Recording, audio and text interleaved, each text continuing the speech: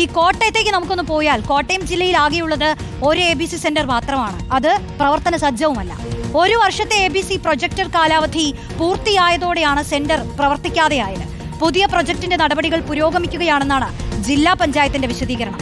വിവിധ തദ്ദേശ സ്വയംഭരണ സ്ഥാപനങ്ങളുടെ പ്രവർത്തന ഫണ്ട് ഉപയോഗിച്ചാണ് സെന്ററിന്റെ പ്രവർത്തനം. വാഴൂരും തലയോലപ്പറമ്പിലും പുതിയ ABC സെന്ററുകൾക്ക് പ്രപ്പോസൽ നൽകിയിട്ടുണ്ടെങ്കിലും ആകെയുള്ള ABC സെന്ററും പ്രവർത്തിക്കുന്നില്ല എന്നതാണ് സ്ഥിതി. അഖിൽ കെ ചേരുന്നുണ്ട് വിശദാംശങ്ങളുമായി.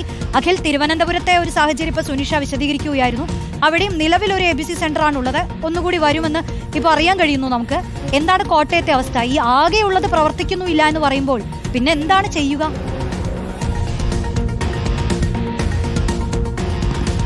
റോഷി, നമ്മളിപ്പോൾ ഉള്ളത് ഈ കോട്ടയം ജില്ലയിലെ ഏക ABC സെന്റർ ആയിട്ടുള്ള കോട്ടയം മുനിസിപ്പാലിറ്റി കീഴിൽ വരുന്ന ABC സെന്ററാണ് എന്നുള്ളതാണ്. ഇവിടെയാണ്. പക്ഷേ അത് ഇപ്പോൾ ഏകദേശം 2 മാസത്തിലധികമായി പ്രവർത്തിക്കുന്നില്ല, പൂട്ടിയിട്ടിട്ട് എന്നുള്ളതാണ്. ഒരു വർഷത്തെ കഴിഞ്ഞ 2023 മന്ത്രി ചിഞ്ചു റാണിയാണ് ഇതിന്റെ പ്രവർത്തന ഉദ്ഘാടനം നിർവഹിച്ചത്. അതിനുശേഷം ഒരു വർഷക്കാലം ഇത് പ്രവർത്തിച്ചു.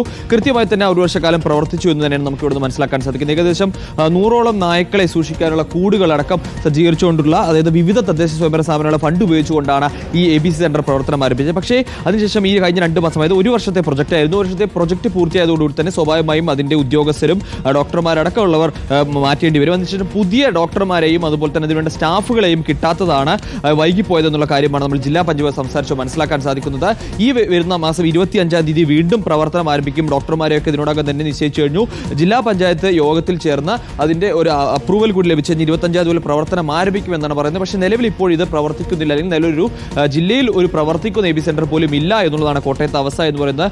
കഴിഞ്ഞ കുറച്ച് കാലങ്ങളായി കോട്ടയം ജില്ലയിൽ അത്ര കാര്യമായി തെരുവുനായ്ക്കളുടെ ആക്രമണങ്ങളോ അല്ലെങ്കിൽ തെരുവുനായ കടിച്ചതുമായി ബന്ധപ്പെട്ട കേസുകളോ റിപ്പോർട്ട് ചെയ്യുന്നില്ല. പക്ഷേ തെരുവുനായ്ക്കളുടെ എണ്ണത്തിൽ വർധനയുണ്ട് എന്നുള്ളത് തന്നെയാണ് നമ്മൾ ജനപ്രതിനിധികളുമായി അടക്കം സംസാരിക്കുമ്പോൾ മനസ്സിലാക്കാൻ സാധിക്കുന്ന ഒരു കാര്യം എന്ന് പറയുന്നത്. അപ്പോൾ സ്വാഭാവികമായും ഒരു തെരുവുനായ്ക്കളുടെ എണ്ണം വർദ്ധിക്കുന്നത്, ഇത് എണ്ണം വർദ്ധിക്കുന്നത് കുറയ്ക്കുക എന്ന ലക്ഷ്യത്തോടുകൂടി സ്ഥാപിക്കുന്ന പ്രവർത്തനം. അപ്പോൾ കേവലം ഒരു ABC സെന്റർ വെച്ചുകൊണ്ട് മാത്രം ഒരു ജില്ലയിലെ മുഴുവൻ എണ്ണത്തെ നിയന്ത്രിക്കാനെങ്കിൽ മറ്റു നടപടിയിലേക്കോ കഴിയില്ല എന്നുള്ളത് തന്നെയാണ് വാസ്തവം. അതായത് നിലവിൽ ഇപ്പോൾ ഇത് പ്രവർത്തിക്കുന്നുണ്ടെങ്കിൽ പോലും അത് പര്യാപ്തമല്ല എന്നുള്ളതാണ് കോട്ടയം ജില്ലയെ സംബന്ധിച്ചോളം ഏറ്റവും പ്രധാനപ്പെട്ട കാര്യം എന്ന് പറയുന്നത്.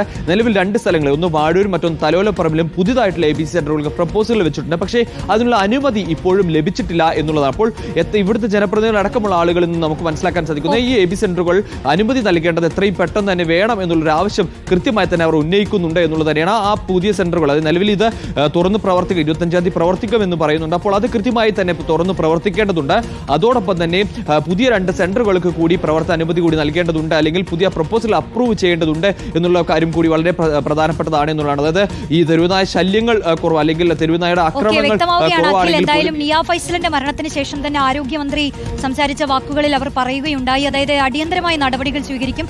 തദ്ദേശ സ്വയംഭരണ വകുപ്പുകളുമായി ചേർന്ന് തന്നെ ABC സെന്ററുകളുടെ അടക്കം കാര്യങ്ങൾ പരിശോധനകളിലേക്ക് കടക്കുകയും അത്തരം നടപടികളിലേക്ക് കടക്കുകയും ചെയ്യുമെന്ന് പറഞ്ഞതാണ്. അപ്പോൾ ഇതാണ് ഇപ്പം നിലവിലുള്ള അവസ്ഥകൾ. നമുക്ക്